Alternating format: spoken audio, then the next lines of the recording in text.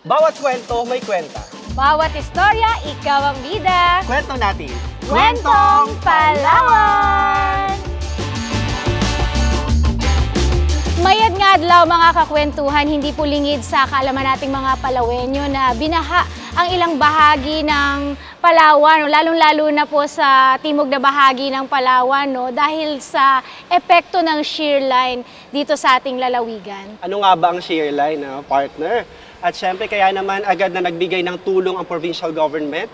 At syempre, yung dahil sa naranasang mga kalamidad, ay talagang nandyan ang ating provincial government.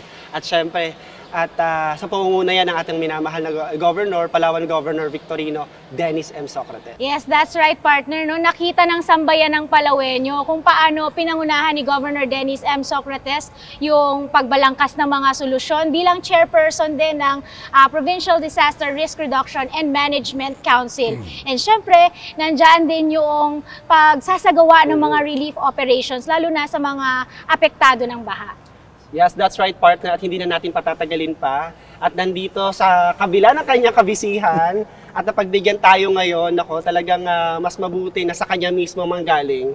Pakwentuhin natin siya, mas maganda sa kanya mismo manggaling yung ikwento natin sa ating mga kababayan. Ano nga ba yung naranasan natin last time? Yung tinatawag na shear line. At ang ating ekspertong totoo, walang iba kundi ang ating PDRRM officer, Sir Jerry Alili. Sir Jerry, thank you very much for your time. And maraming salamat din sa pag-invite. So, first time ko, no? First time. First time.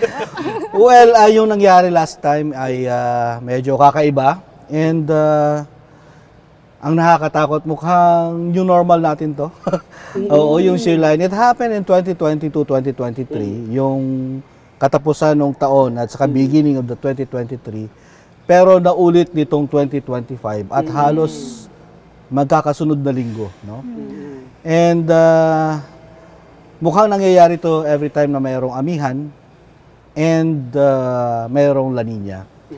So, yun yung unang palatandaan natin. Kapag mayroong amihan and La Nina, possible na mayroong shear line. And mostly affected palagi ay yung ating Southern Palawan. At ito nga, ang shear line ay bago sa atin. No? Kaya nga. Bago ano ba ito? Pangalan ba ito? Parang Charlie. Oo, parang Charlie. Charlie shear line pala. Oo. Ano nga ba ito, sir? Ano nga ba yung shear line na tinatawag? Well, ito yung pagko-converge ng dalawang hangin. Yung hanging amihan at na malamig at yung hanging habagat. At sa observation namin, ng easterlies, no? Galing sa mainit, galing dito sa equator area. And sa observation namin, habang tumatama siya sa landmass, nagkakaroon ng makapal na ulap, no? Nagkakaroon ng makapal na ulap, which is bumabagsak. Mostly ang affected ay yung eastern part, no? Kasi bumabangga siya siyempre galing sa northeast, and the easterlies bumabangga sa eastern face ng ating isla. And then, yun yung pinaka-napupuruhan. So, therefore, Puerto Princesa, Aborlan, hanggang Brooks Point. And the other day, yung Brooks Point, Southern Brooks Point, na hindi masyadong tinamaan ng mga previous weeks. So, ang nangyayari ito tuwing amihan at mayroong La Nina, kaya ito na yung palagi nating babantayan. Dati, yung mga binabantayan lang natin ay LPA, yung Bagyo, minsan Intertropical Convergence Zone, pagkatapos yung mga thunderstorms, so yung mga ganun, no? So ngayon, may pangalan na siya, shear line. Naisama na siya. Naisama na siya at nakita natin ang napakalaking epekto sa Palawan. That's right, sir. Nakita natin yung maraming nagising dito, marami ring ginising sa amin. Maraming kailangang idagdag sa mga preparedness. No? We've been doing a lot in normal times. No? Marami tayong ginagawang preparation. And I believe it helped. Nakatulong din dahil yung mga pag-organize ng mga volunteers sa munisipyo, yung mga trainings ng community, sa ground, siguro kung hindi ginawa yon before tumama itong shear line, mas malaki yung problema natin. So, madalit sabi po, masasabi niyo pong handa po tayo. Nakatulong yung maraming paghahanda na ginagawa natin. But kami po sa DRR, hindi namin pwedeng sabihin na enough ang ating paghahanda. There is no enough preparedness. Yes, no? Oh, Mga unending siya. Hindi pwedeng tigilan, sir, no? Oo, hanggat, because lalo na itong mga ganito, napaka-uncertain. Oo nga po. And sabi nga namin nila, ng mga kasama namin, ang hirap niyang i-predict. Yes. Ang hirap niyang malaman kung saan tatama. And then, ang hirap ma-measure kung gaano kadami. Ito yung mga bagay na kailangan pang pag-aralan. Kaya, iwan yung national government nagising dito dahil ngayon, binubuo na nila yung sistema sa pag-predict, sa pag-forecast ng mga ganitong weather disturbances. Sir, since bago yung shear line, so bago siya, kumbaga lahat tayo nagulat, ginulat niya. Ano yung parang pinakabago rin? Ano yung mga pinakamalaking realization na nalaman o na-realize with regards doon sa disaster risk and management natin? Well, talagang ang isa sa mga nakikita namin, kailangan nating taasan pa yung level ng warning system, yung monitoring natin. One of the realizations that we had is that wala pala tayong weather monitoring station sa Southern Palawan. No? Wala pala tayong weather monitoring station. Si Pag-asa, ang weather monitoring station niya ay Coron, Cuyo at Puerto Princesa. Sa Palawan, walang historical data ng rainfall, walang yung mga ganon. So, isa rin yan sa gusto nating gawin. Para malaman natin, dapat may historical data tayo. Kahit nga yung historical data ng mga disasters na nangyari in the past, para pwede nating sabihin, nangyari na ito dati. Kaya lang kasi dati ganito. Ngayon, iba naman ang situation.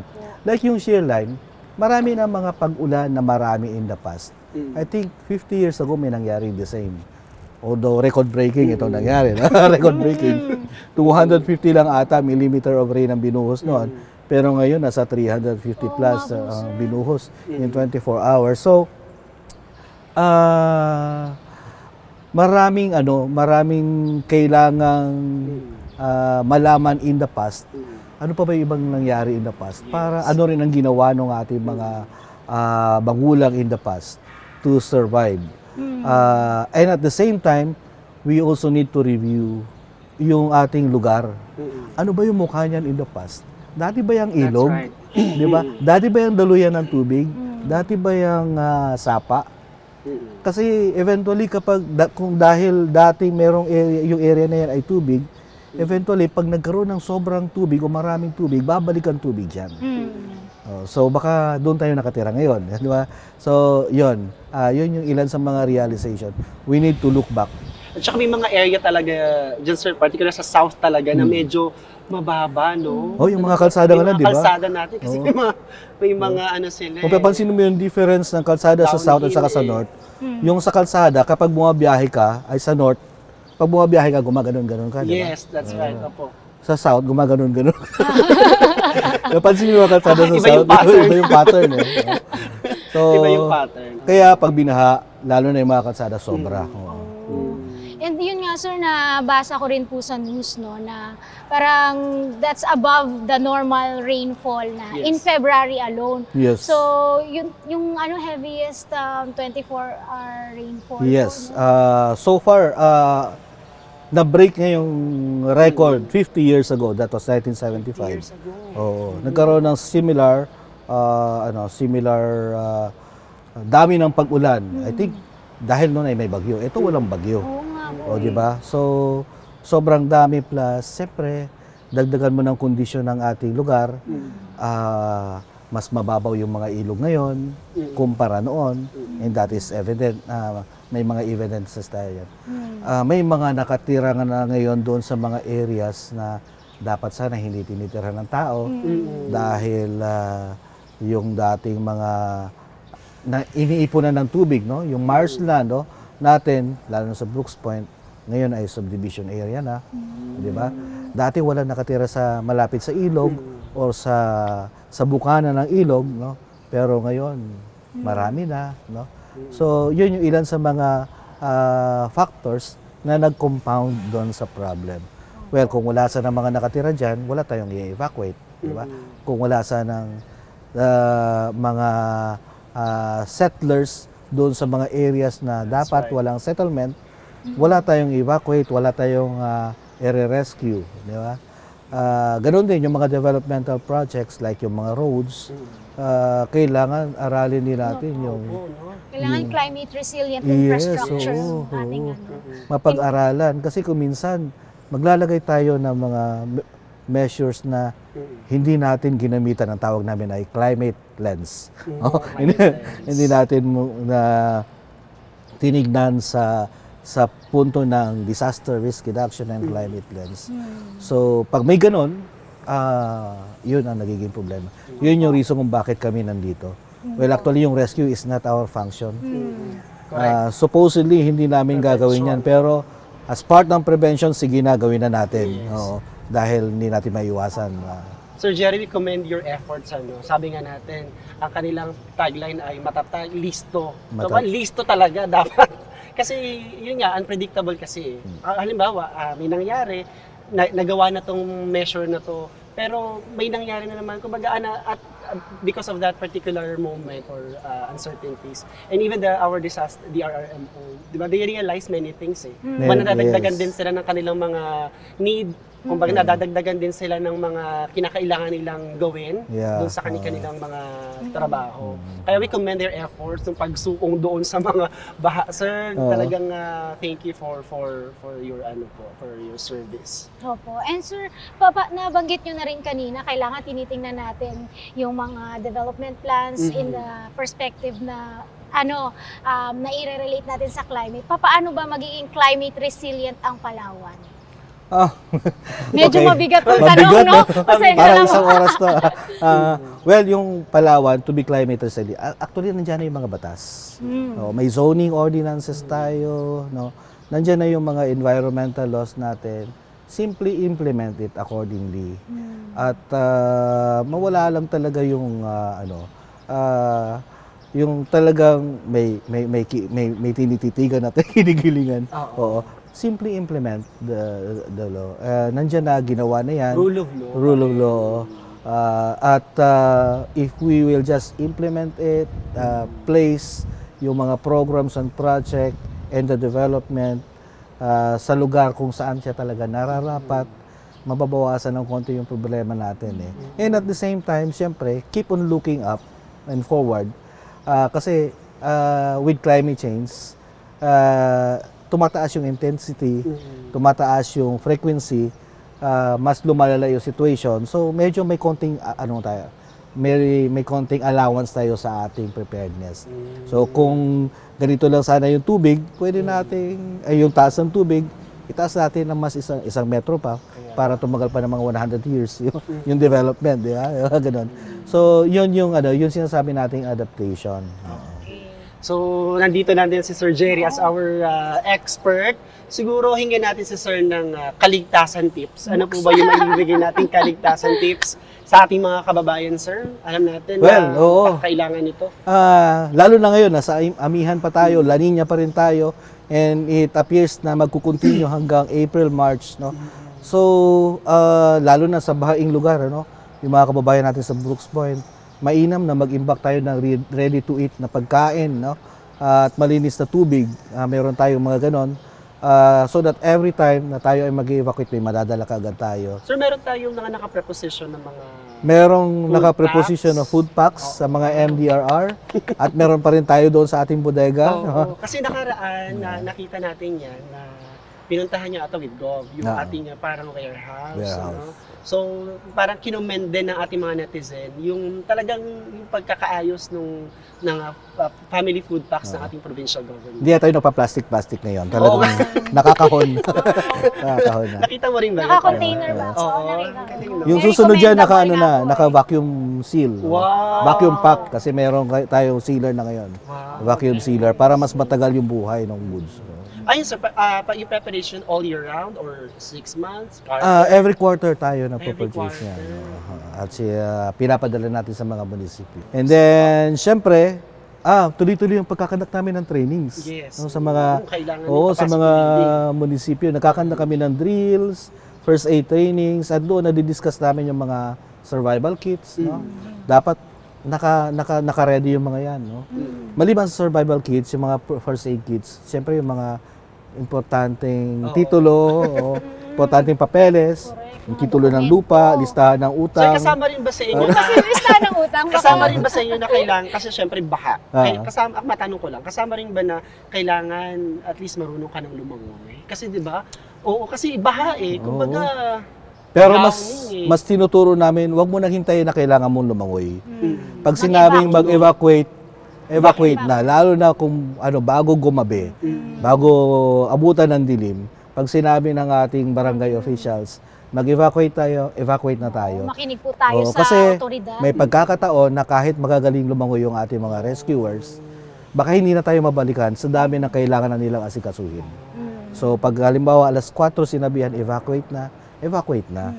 Kasi baka yun na yung huling pagkakataon na tayo ay masabihan. kaya nga. No? Dahil hindi na sila makakabalik dahil flooded na yung area, malakas yung agos, hindi sila makatawid. Ano nga sir yung favorite line ninyo? Oh, may Okay. warning si Sir Jerry Kasi dyan nga, ang sinasabi nga namin lagi kapag sinabihan ay mag-evacuate na dahil ang hindi nakikinig ay hindi maliligtas. Yan, tandaan nyo yan. Yan, oo, dapat makinig. Napakahalaga talaga ng listening. Opo. So, yun din. At lalo na kung tayo ay nakatira sa tabing dagat, tabing ilog, at sa mga areas sa posibleng landslide. Lalo na sir sa southern area. No? Marami Southern kasi area, ilog, opo. Marami dyan. Oo. So, pag ganyan, pag sinabing mag-evacuate, evacuate na, isama na rin natin yung ating mga alagang Oo, hayop. mga pets no? natin dyan. Oo. Tsaka sir, no, may mga naitala rin tayo, mga namatay na kayo. Oo. Nakakaawa din. Sayang din. Oo.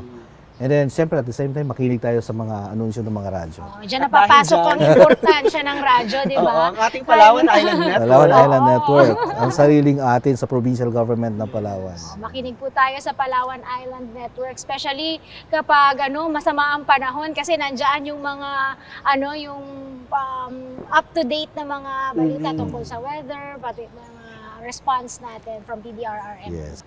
Ito na lang sir, bago tayo tuluyang magpaalam sa ating mga kababayan. Again, thank you very much for your time. So again, we commend and we appreciate all your efforts. Yes. Kaya naman laging award dito ang Oo, PDRRMO nga pala, natin, no? ang Gawad Kalasag Seal, di ba? Congratulations sir. Thank you. Opo. At saka syempre katuwang din po natin yan yung mga munisipyo. Apo. Munisipyo natin sa pagpapanatili ng kaligtasan. Sir, parting message na lang or any message na gusto nating ibahagi sa ating mga kakwentuhang Palawenyo sa ngalan po ng kaligtasan ng ating mga kababayan. Well, salamat na, gusto ko na lang magpasalamat sa ating mga volunteers. Malaking bagay po at nandyan sila at na iniimbitahin pa rin namin ang lahat na yung willing mag-volunteer, pumunta lang sa MDR. Pwede. Opo, anyone pwede pumunta sa MDRR office. Mga opisina ng MDRR at gustong-gusto namin na marami kaming volunteers. Dito matuturuan kayo ng libre ng trainings at iba pang tips. So, mas maganda nagvo-volunteer dahil una, magagamit natin sa sarili natin at makakatulong pa tayo sa ibang tao. Spirit of volunteerism. Saan po matatagpuan ang ating opisina? Ang ating opisina ay nasa Irawan, no? Sa Pepo Compound sa Irawan National Highway. At may mga, yung iba naman ay nasa mga MDRRMO sa kanilang mga LGUs, so, sa mga munisipyo, nandiyan yung ating mga MDRRMO. Lumapit lang po kayo at sabihin nyo, gusto namin mag-volunteer o maging auxiliary ng DRR sa inyong munisipyo and sigurado po ako na kayo ay i-accommodate. Well, partner, mag-volunteer na tayo. Sige sir, last na lang, what is your hashtag? Isang hashtag for this episode.